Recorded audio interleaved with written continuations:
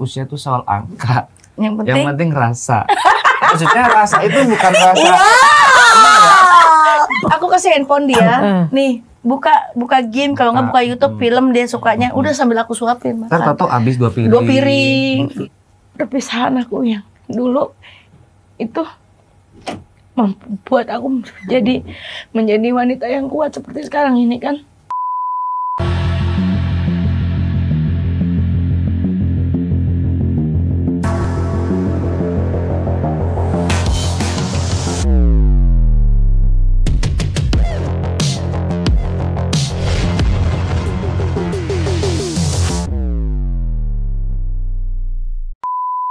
Hai guys, welcome back to Ngobrol Asik. Hari ini aku kedatangan tamu yang spesial. Ada Mbak Anissa Bahar dan Mas Edwin. Masya Allah. Udah lama ya kita baru pas waktunya ya. Baru pas, sibuk banget sih. Atau lagi ini, falling in love katanya. Dua-duanya sih. Udah berapa lama sih Mbak? Kalau kenalnya sih udah mau 2 tahun. Cuma dia ngejar-ngejar aku udah lama, cuma baru aku terima belum lama. Bulan apa sih? Mei ya? April ya? April tahun ini? April tahun ini. Baru. Ngejarnya dari tahun berapa? 2023. Iya, 22 awalnya. akhir. 22 akhir. Ya. Lebih ingat yang... Iya, karena kan kalau misalnya belum berjuang pasti ingat. Soalnya aku nggak respon. Tapi gimana sih kok Mas Edwin sendiri kok bisa gitu, kan tahu dong pasti Mbak Anissa Bahar itu siapa gitu. Apa yang membuat jatuh cinta? Apa karena memang Mbak Anissa Bahar itu seseorang yang memang dikenal atau memang ada sesuatu di balik itu? Dia nggak tahu aku siapa. Masa? Aku nggak tahu. Dia nggak tahu Anissa Bahar, nggak tahu. Jadi kenalannya di mana? Di Tepanjem. Jadi aku sukanya ya suka sosok orang yang bukan suka Anissa Baharnya gitu. Pertama kenalannya di mana dulu? Jadi pertama kan kali. Jadi memang suka sama-sama nge-gym ya. Nge-gym. Oh di tempat gym. Oh ini udah lihat begini dong ya kan. Jadi aku lagi nge-gym terus tiba-tiba dia apa sih Zumba apa? Iya, Zumba Male. Gitulah, ada coachnya kan. Ada sama coach. Ngeliatnya Masya Allah ini gitu kan. Seksi banget gitu ya. Energik banget gitu kan. Terus udah daripada gerah nggak fokus, aku rehat dulu gitu kan gymnya. Udah di depan dia nyamperin. Maksudnya bukan nyamperin ke aku sih, enggak, maksudnya mungkin karena dia tahu kamu ngeliatin terus kali ya Mbak. enggak. Aku nyamperin emang pada saat itu memang mereka lagi pada kumpul, udah selesai udah kan? break, aku duduk di situ gitu loh. Jadi ngobrol. Kamu jangan GR ya, aku nggak nyamperin kamu ya. Gimana? Ngobrol. Terus kebetulan kemarin kan lagi tugas di daerah Jawa. Nah, ngomong-ngomong, tanya orang mana? Aku kan asli orang Tegal. Nah, terus, aku juga. Aku ada rumah di Tegal. Bolak-balik ke Tegal gitu kan. Akhirnya dari situ klop nyambung, lanjut obrolan yang lain-lain gitu. Pendekatan lah tuh kan. Belum. Orang dia WA juga aku nggak respon. Aku kadang kalau misalnya aku nge-play story gini kan. Wih, seru lagi di mana nggak dibales. Di-read aja enggak kan? Kenapa Mbak? Kenapa? Nggak penting menurut aku. Nggak penting. Tapi sengaja mau jual mahal atau emang gue nggak suka? Gitu? Nggak suka. Maksudnya aku memang bukan orang yang terlalu gampang deket orang sih.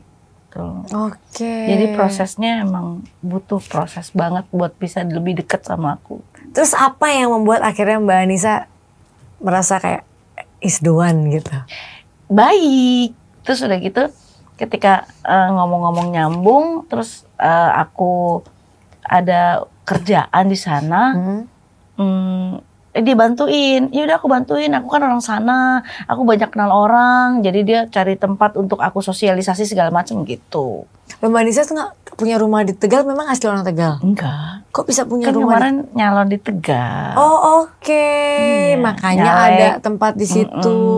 Dari 2018 di sana. Udah di sana. Terus akhirnya gimana tuh pertama kali ada menyatakan cinta dulu apa gimana tuh bisa sampai jadian? Kamu lah yang cerita. Iya, jadi kan aku kan kehabisan topik nih, dulu ini nggak pernah dibales, dicuekin, akhirnya sampai aku inisiatif gimana ya udah deh apapun aku bantu aja nih buat kegiatan di sana aku bilang gitu. Jadi kan kalau aku bantu kan bisa lebih deket, maksudnya selangkah lebih deket ketimbang yang awal-awal kan. Aku bantu. Terus sampai akhirnya kayak ada di satu momen aku ngomong, ih enak banget sih bisa deket sama kamu, rasanya nyaman gitu. Maksudnya kayak bisa nggak sih lebih deket lagi gitu. Terus dianggapnya bercanda. Gue gak bercanda. Dan dari situ ya setiap hari ngeyakinin tetap dianggap bercanda, nggak mau kayak gitu. Loh kenapa, aku bilang kenapa nggak mau ya, sampai akhirnya yang kemarin itu udah apa sih kayak ngecoba ngelakuin semua yang aku bisa. Terus akhirnya aku bilang udah nih mau nggak nih? maksa capek juga nih gitu ya. Hampir 2 tahun. Iya, setahun setengah. Selama kegiatan di sana aku maksimalin aja lah, udahlah mau dia mau apa enggak, yang penting kita toh ngebantu. Nanti dia mau apa enggak udah urusan belakangan, yang penting bisa deket aja dulu. Dia baik banget sih, baik banget. Apa Mbak misalnya baiknya? Iya pokoknya apa aja yang aku mau tuh dia berusaha ya, untuk namanya ngedeketin. Iya, tapi dia nggak pernah ngomong, dia nggak pernah dalam sejarah hidupnya dia sama aku nggak pernah dia ngomong nggak bisa atau nyerah, nggak pernah. Jadi oke, iya bisa gitu loh. Dan aku suka orang usaha kayak dulu gitu ya. Dan aku suka orang kayak gitu, orang yang nggak gampang nyerah gitu loh sama keadaan kayak gitu, seneng. Terus akhirnya jatuh hati di saat kapan? Sampai akhirnya kayak wah aku terima nih dia, aku juga mau gitu, suka gitu. Iya pas posting pertama itu di bulan April ya, awal April. Tahun ini ya. Jadi tadi kan emang nggak pernah ya pasang sih, cuma sekedar pasang kegiatan karena kita kerja bareng, main film bareng gitu ya. Sebatas itu, tapi begitu ya udah deh, oke. Aku mau jalanin sama kamu, baru aku posting berdua. Nah rame. Gimana rasanya akhirnya diterima? Tapi maupun juga belum sepenuhnya mau. Kok gitu? Ya Allah, kesin banget. Jadi tetap aku berjuang lagi nih. Ayo gitu kan. Terus tapi senang maksudnya. Oh berarti memang benar ya. Apa sih namanya, tidak ada usaha yang mengkhianati hasil gitu kan. Itu yang aku rasain, oh berarti kata-kata ini tuh maksudnya kayak gini nih, kayak gitu. Mungkin karena kamu sebelumnya kayak ngerasa gampang untuk mendapatkan wanita. Jadi pas yang begini tuh kayak tantangan gak sih? Nggak tahu sih tantangan apa enggak, cuman bukan merasa tertantang atau challenge enggak ya. Cuma akhirnya yang sekarang ini benar-benar ngerasain perjuangan tuh kayak gini gitu loh. Maksudnya agak sedikit lebay ya, memperjuangkan cinta tuh kayak gini loh rasanya gitu. Keren loh. Gitu. Ya, tapi dia benar loh, kelihatan cinta banget loh. Aku galak banget. Masa? Contohnya? Iya. Kayak nggak pernah marah gini Aku tuh orangnya moodnya tuh kadang swing. Iya. Karena mungkin aku dari kecil pekerja keras ya. Terbiasa hidup keras dari umur 6 tahun udah kerja. Udah bisa menghidupi keluarga, jadi aku tuh biasa diratukan. Jadi kalau ada hal sedikit yang menurut aku itu pasti aku moodnya langsung nggak bagus gitu. Dan dia orangnya sabar, salahnya di mana apa kayak gitu, dia selalu nanya gitu. Baik banget ya. Iya. Oh itu yang bikin jatuh Padahal hati. muda, dia jauh lebih muda dari aku, tapi iya loh, katanya beda 19 tahun. Beda 15 tahun. Mama, ini ada cerita mama aku sama almarhum suaminya. Almarhum mamaku sama suaminya papa samuku tuh sampai mamaku meninggal loh. Bedanya 14 tahun. Mamaku lebih sampai mamaku perkawinan 30 tahun, 20 tahun lebih. Sampai mamaku nggak ada, umur 75 loh. Jadi iya, kayak klip Sanggra sama iya sebenarnya memang ada gitu cinta yang sejati, yang memang mungkin usia tuh tidak menjadi suatu masalah gitu kan. Tapi kan sekarang ini maaf ya, kadang-kadang di publik itu kalau lakinya yang lebih muda dipikirannya macam-macam gitu. Kamu gimana menanggapi orang yang berspekulasi seperti itu? Kita mah udah sepakat cuek sih ya saya. Iya. Kemarin kan ada yang bilang gimana nih perbedaan usia yang terlalu jauh. Aku mah selalu bilang usia tuh soal angka. Yang penting rasa. Maksudnya rasa itu bukan rasa. Bikin lagu nih, lirik bagus loh. Usia tidak masalah, yang penting rasa. Ambigu soalnya rasa. Iya, maksudnya rasa tuh rasa sayang. Iya, rasa cinta, rasa sayang. Yang lain. Cuman kadang kayak kemarin netizen suka menyangkut pautkan yang penting rasa. Mereka larinya ke sana gitu loh.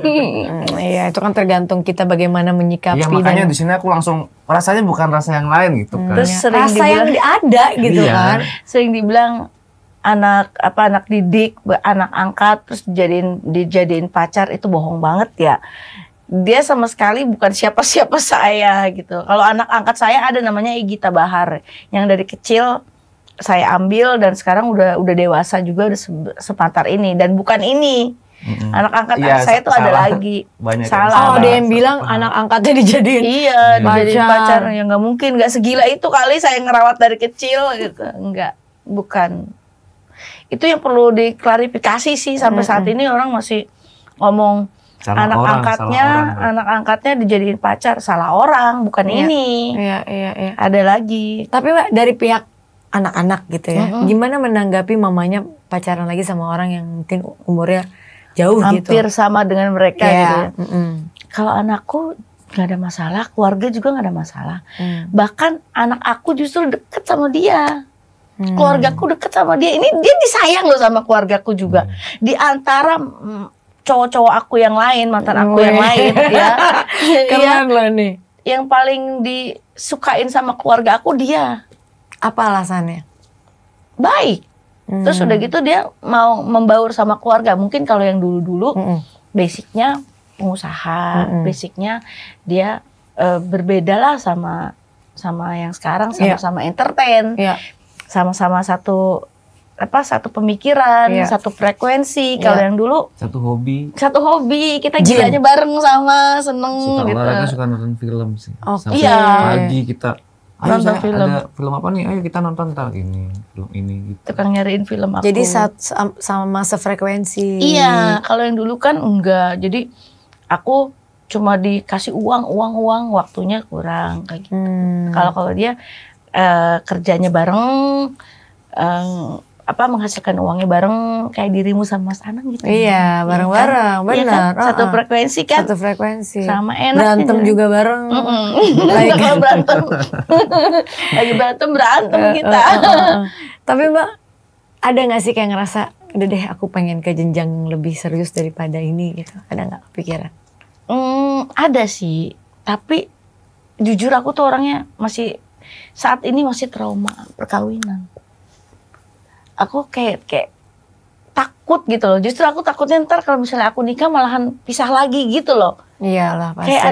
Kayak ada trauma, nggak tahu traumanya ini susah banget nih untuk ngilanginnya. Pemikiran aku selalu rasa ketakutan gitu yang belum hilang dari aku. Kalau dari Mas Edwin sendiri, kepingin nggak sih segera kayak ke jenjang yang lebih serius sama Mbak Anissa? Ya namanya kita ngejalin hubungan kan pasti kan pengen berakhir bahagia kan.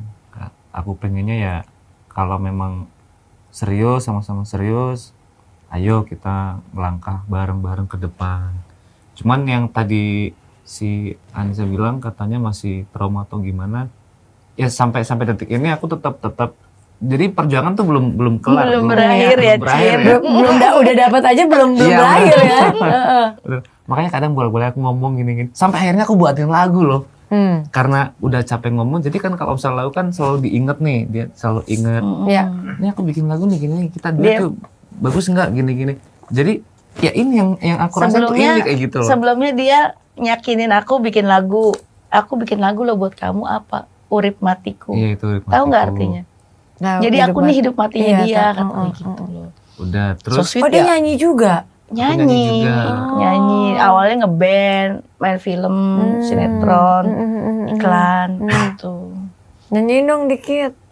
Lagu yang mana nih? Yang urip mati atau yang sedih aja, yang urip mati. Hah? Yang urip matiku? Urip matiku yang... Oh, yang buat kamu tuh ya? Ulang ya! Kok gue udah gak kayak gini sekarang? Gak bercanda. Apa yang kedua aja yang buat kamu yang biar kamu percaya? Oh, dia bikinin lagu lagi. Dia bikinin lagu lagi yang ngeyakinin aku gitu loh. Itu apa judulnya? Setia dalam ragu. Jadi yang urip mati itu yang pertama? Yang pertama sendiri. Oh, ini dia duet. Oke, duet coba. Gitu. Kamu ikutan ya? Iya, namanya duet. Dari awal ya.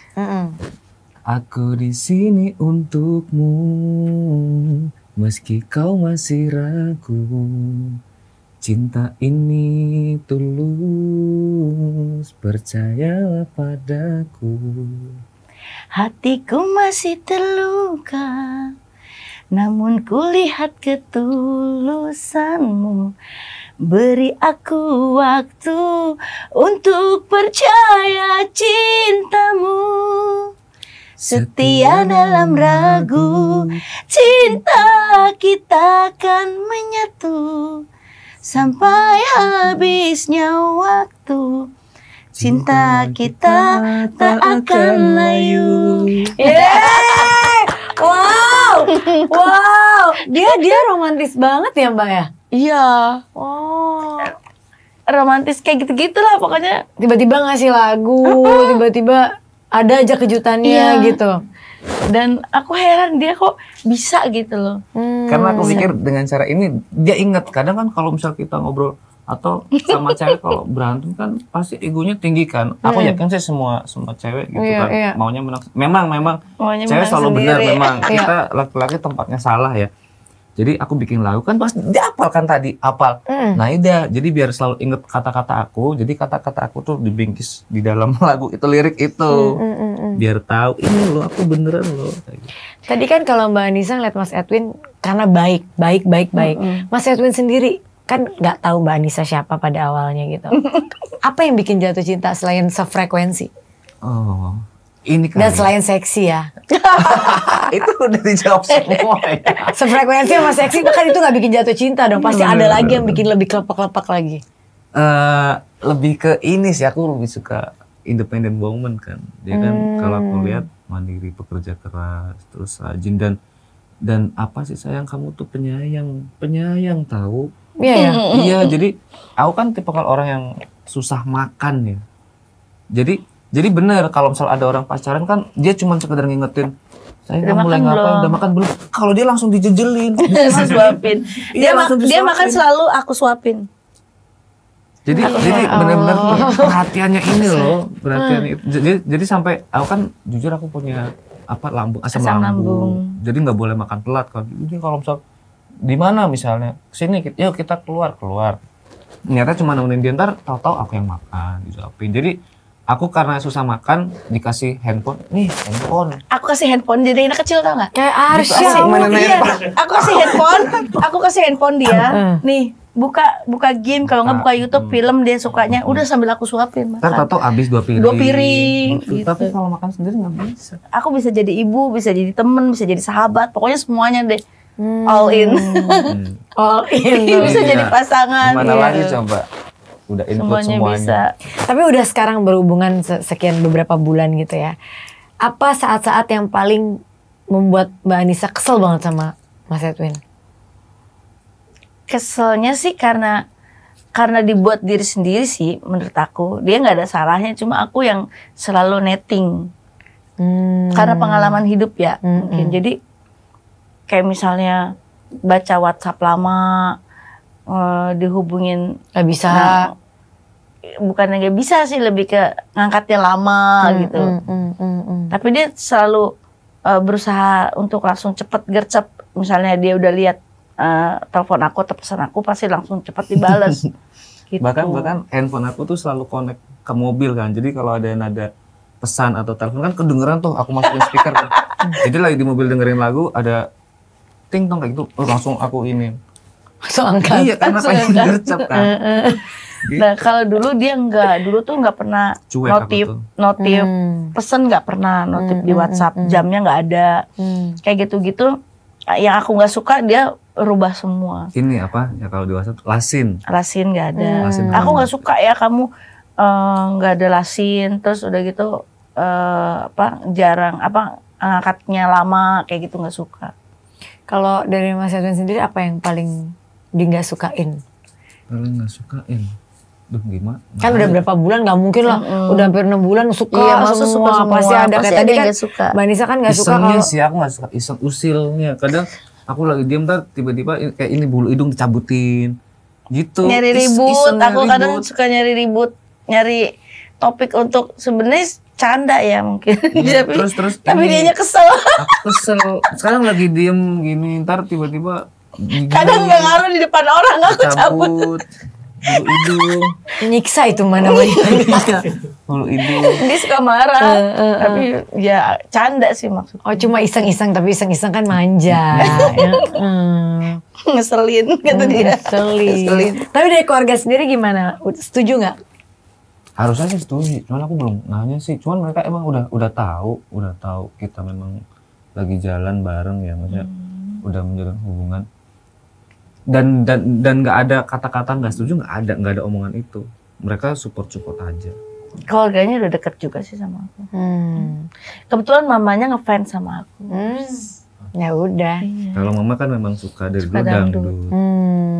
Jadi kadang aku suka dateng, suka jemput mamahnya, Keluar, jalan bareng, makan bareng, terus nyanyi-nyanyi di mobil sama mamahnya. Jadi ya baik-baik Jadi aja. udah akrab lah ya.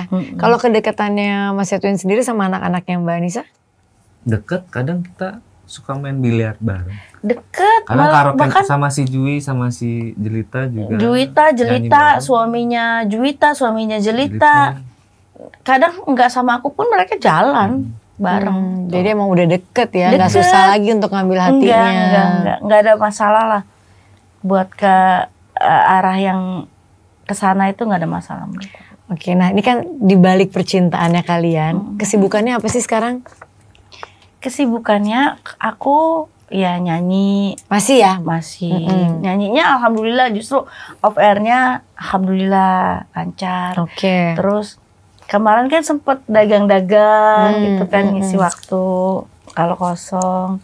Terus udah gitu ada bisnis bareng sama dia kan. Jadi kita belanja di luar bawa ke Indonesia kayak gitu. Oh, jadi kerja bareng ya sekarang ya. Iya. Tapi duet juga, keluarin lagu juga kan? Iya, terus rekaman. Ini aku lagi mulai mau bangkitin YouTube aku untuk musik-musik gitu loh. Iya. Supaya bisa membantu teman-teman artis lain, apalagi pemula untuk bisa promo di kita kayak wadah ya buat mereka bisa punya tempat untuk, kan sekarang promo lagu susah. Iya, betul. Di TV nggak ada. Iya. Gitu. Jadi pengen bisa bantu orang kayak gitu.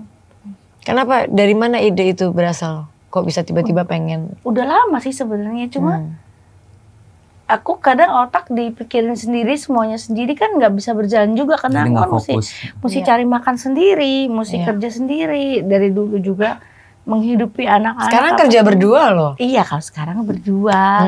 Tapi kan beliaunya juga kan punya kehidupan sendiri juga yang aku nggak boleh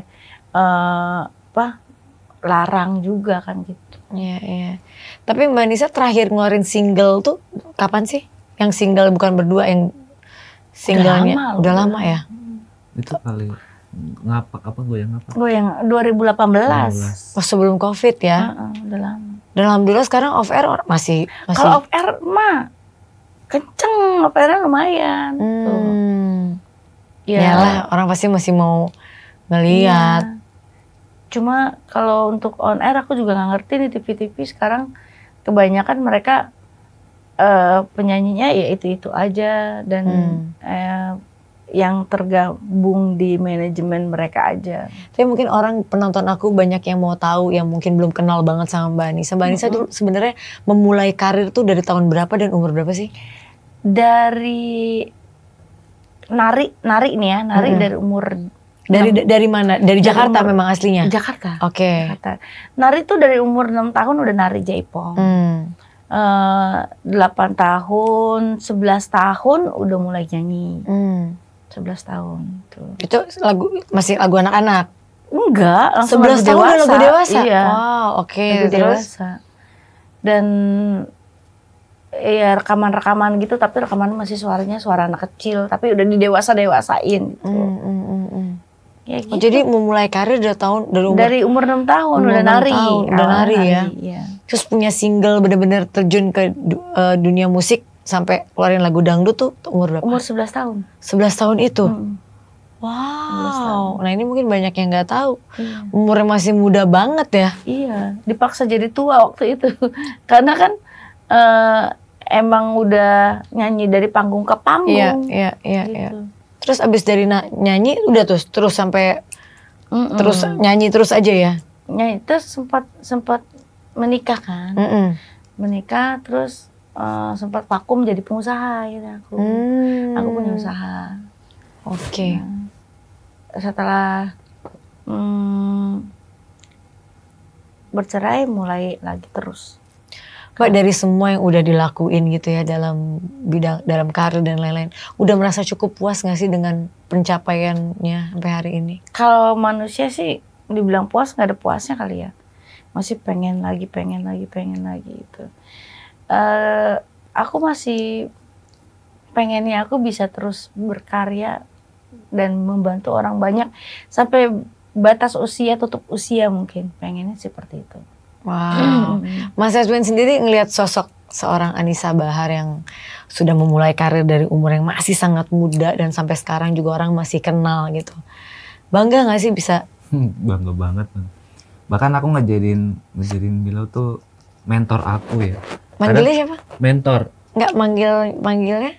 Manggil sama manggil sayang. Oh, kira tadi ada panggilan apa gitu kayak sayang aja ya. Oke. Nah, jadi aku terjun di dunia tarik suara ini kan memang berkat dukungan dia kan, support. Kamu orang pertama yang support aku, nyanyi pokoknya nyanyi gitu. Kadang kalau misal lagi latihan, fals gitu kan. Jadi benar-benar dipush terus sampai tadinya memang nggak pengen jadi penyanyi. Aku pengennya ya udah aku ini aja. Emang main film aja gitu kan. Nah, memang harus nyanyi gini. Enak loh nyanyi. Ternyata memang sekali dua kali dijalin ternyata memang enak nyanyi. Karena memang bisa nyanyi juga kan. Bisa nyanyi, bisa. Dulu ngeband. Terus dia ini apa namanya? Kan aku sering keluar kota nyanyi. Nah, terkadang aku tuh kan suka dimintain sama panitia pendamping kan. Penyanyi pendamping. Nah, daripada orang lain kan lebih baik dia gitu. Bisa jalan bareng gitu sih. Bisa deket juga kan, bisa orang yang udah kenal juga. Terus nggak malu-maluin juga jualnya karena suaranya juga bagus gitu. Ya udah, akhirnya dia mau. Itu pun ya aku ngasih belajar dulu, diajarin terus vokalnya. Tapi kan Mbak Anissa sendiri anak-anak juga terjun semua ke dunia entertain gitu. Itu emang disuruh atau emang mereka sendiri yang kayak enggak aku juga mau kayak mama gitu? Mereka yang mau. Kalau aku sih anak-anak aku pengennya sekolah dulu. Cuma kan Jubi waktu itu tinggalnya sama papahnya kan.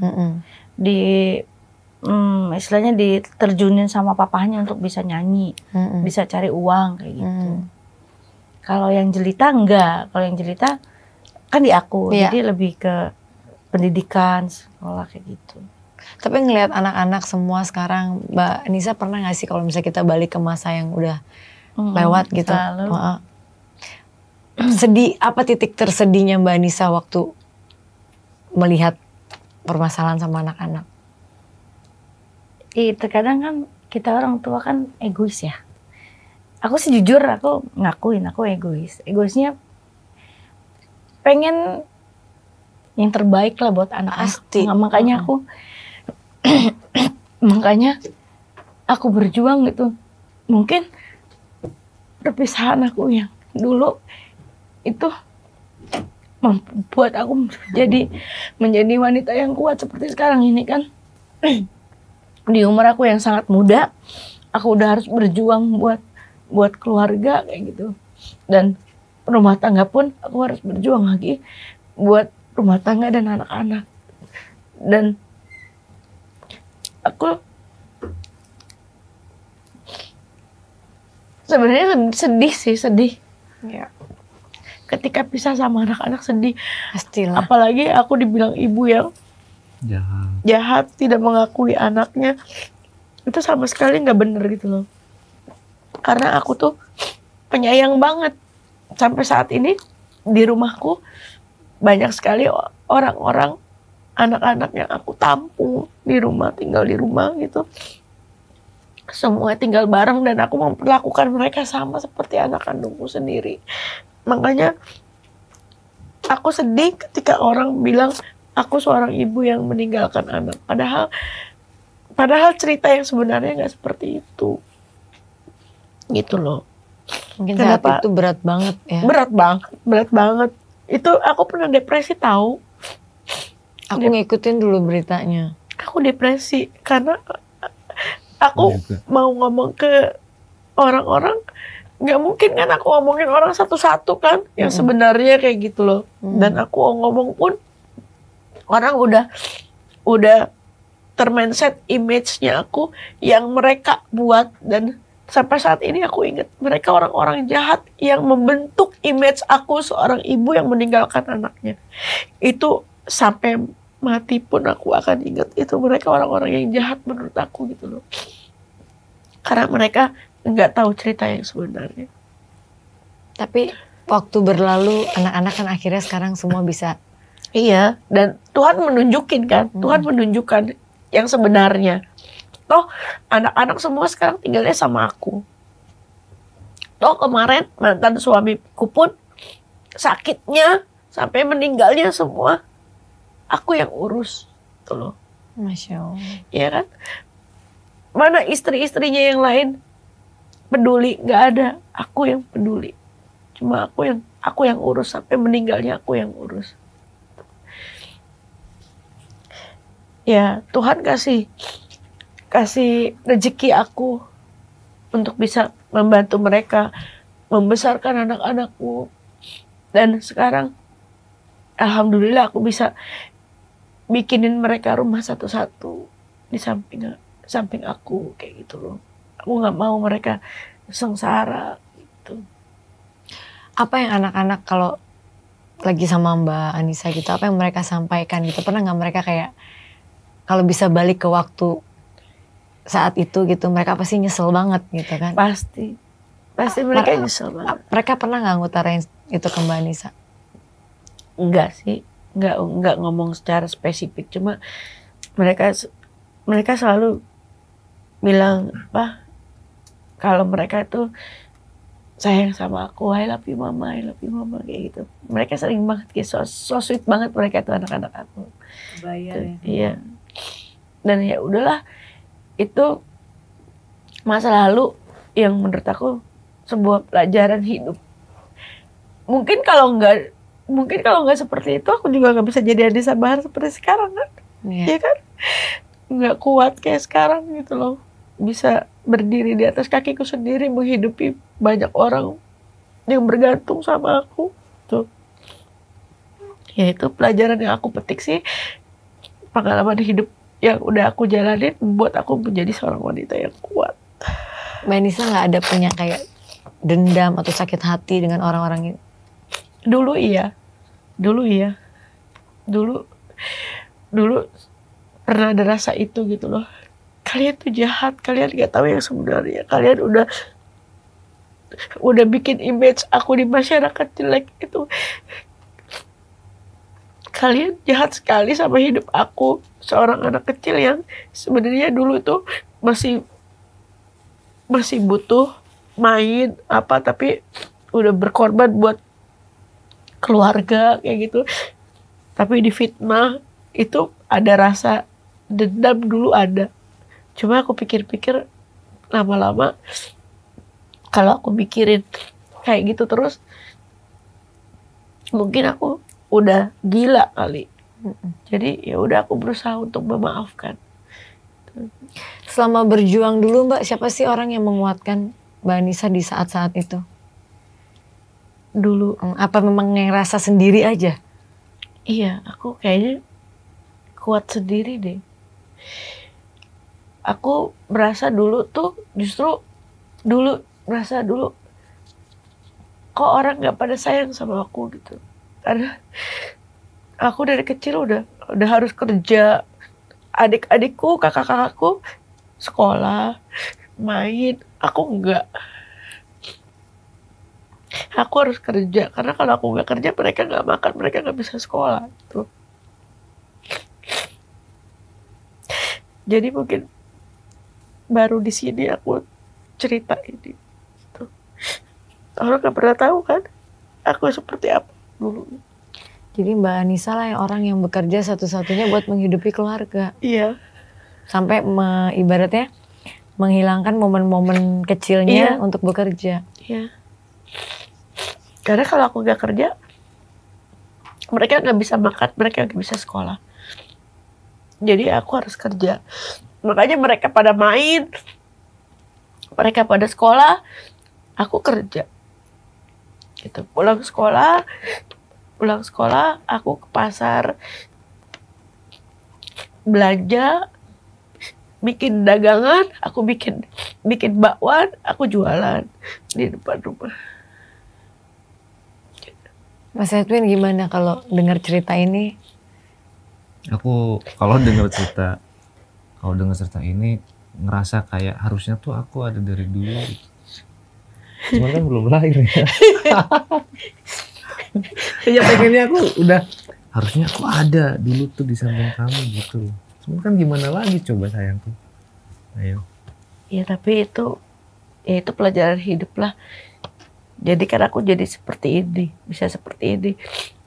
Apapun kondisinya, apapun yang aku lakukan bisa jadi uang, bisa menghasilkan gitu loh.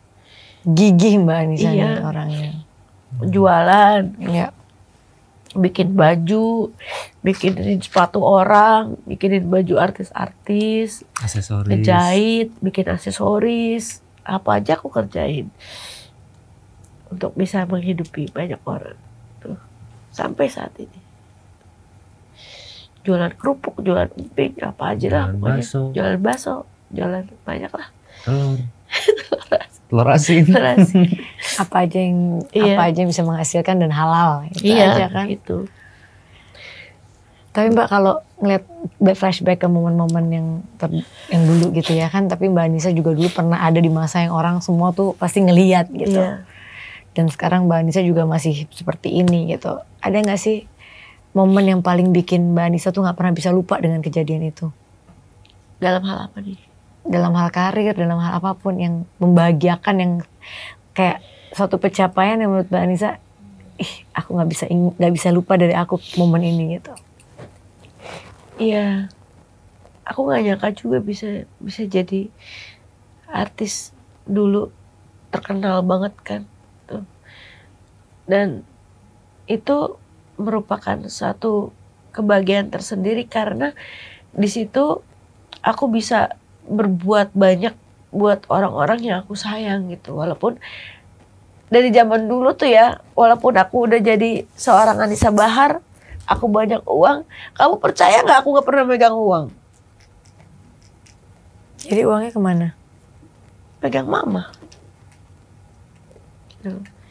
Dan aku tetap diperlakukan seperti ya anak kecil dari dulu sama mama gitu.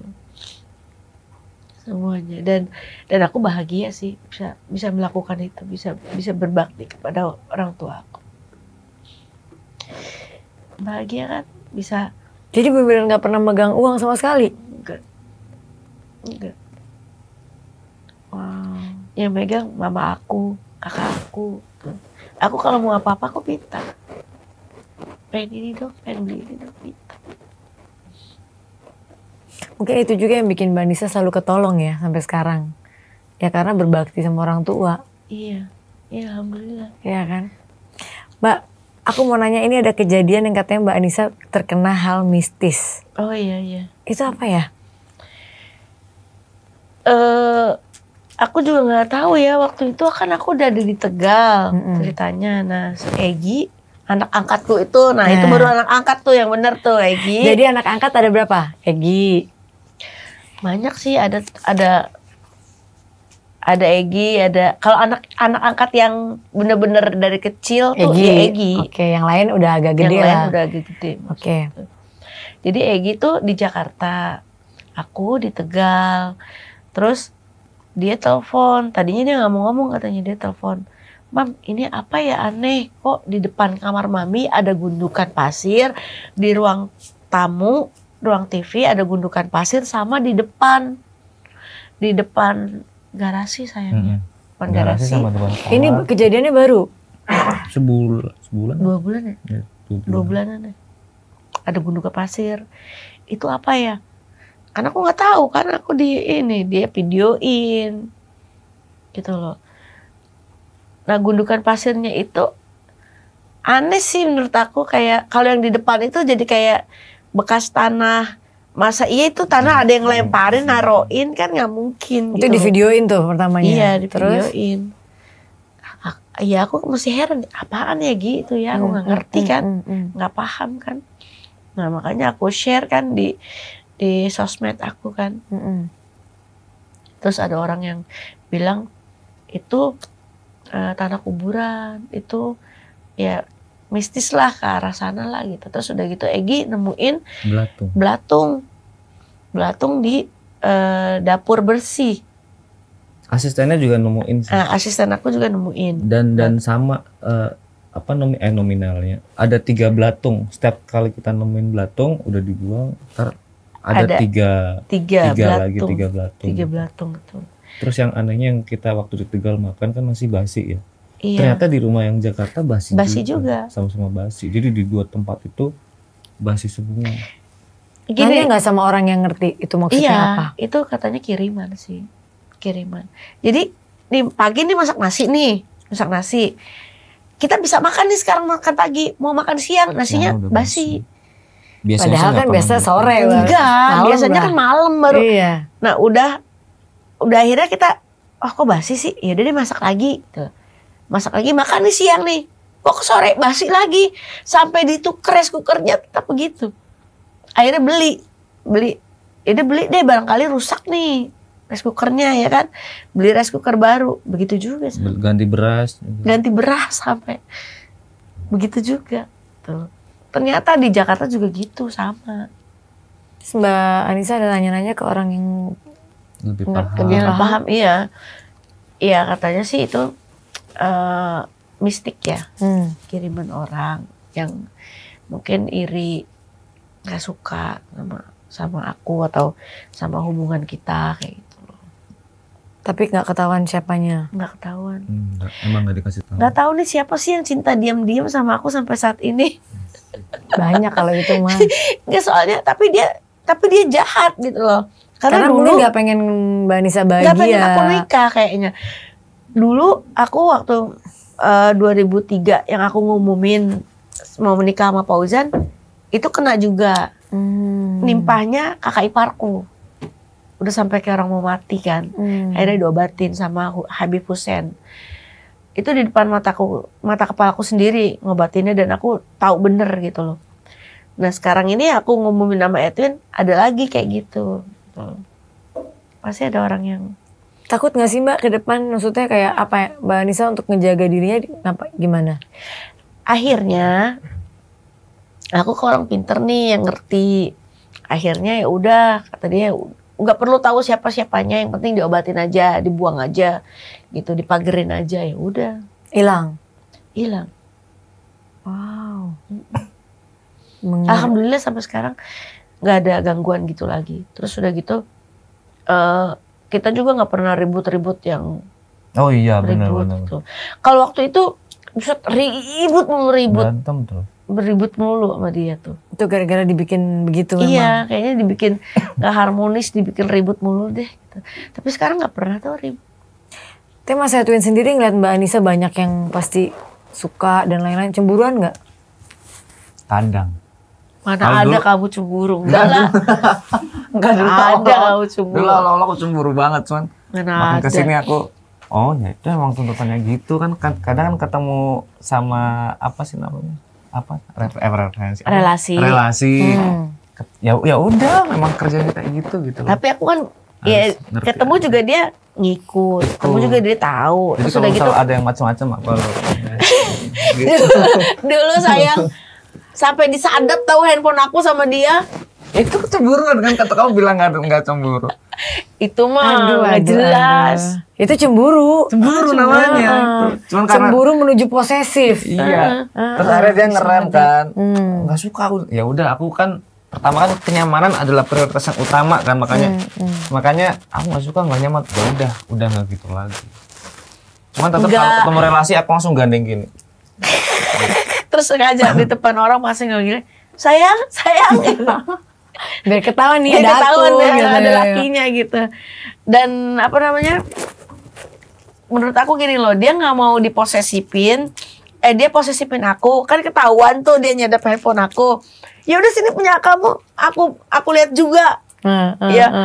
Karena dia nggak mau disadap juga, jadi dia ya udah dia nggak usah. Nggak jadi deh. Udah nggak jadi gitu. Kayak gitu. Intinya sih itu sih sebenarnya kayaknya. Ya. Enggak juga kan, kamu yang ngebuat sendiri. Kan kamu yang ngehapus sendiri sadapannya. Bukan aku yang itu. Iya, tahu-tahu pas aku ngecek, loh kok udah nggak ada. Oh, udah di ini batalin. Iya, tapi kan aku nggak bisa nyadap punya kamu. Karena aku nawarin. Nawarin. Gitu. Mbak, terakhir, apa sih harapan seorang Anissa Bahar yang belum terrealisasikan gitu? Selain tadi pengen bikin YouTube dan lain-lain. Ya, punya rumah tangga yang sakinah mawaddah warahmah pasti. Amin. Iya.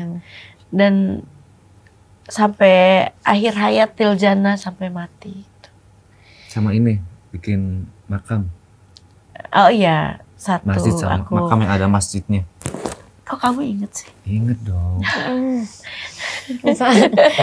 Berapa lama lagi kita? Kak bisa nggak bikin makam siapa maksudnya? Aku dari dulu pengen Punya makam. punya pemakaman umum gratis buat masyarakat nggak mampu, yang ada masjidnya di dalamnya, bisa sholatin jenazahnya. Pengen punya itu. Kan aku kan pernah ngalamin, bukan pernah, sering ngalamin orang mau meninggal aja, mau makamin aja susah banget, Cay. Dipersulit dengan biaya, harus bayar 1,5 juta, 2 juta. Ya kan kalau orang nggak punya, boro-boro punya duit segitu, ya kan? Iya. Buat belikan kafan segala macam aja mereka pasti susah gitu loh. Nah, aku pengen punya seperti itu. Misalnya mereka butuh buat pemakaman apa semua, Udah mereka gratis ada lah di gitu gratis, ya. gitu. Oh itu kan niat yang Masya Allah. Belum kecapai sampai saat Jadi ini. itu sama nikah ya. Iya. Kalau Mas sendiri apa harapan yang belum terrealisasikan? Ini mah udah tahu aku maunya Mas.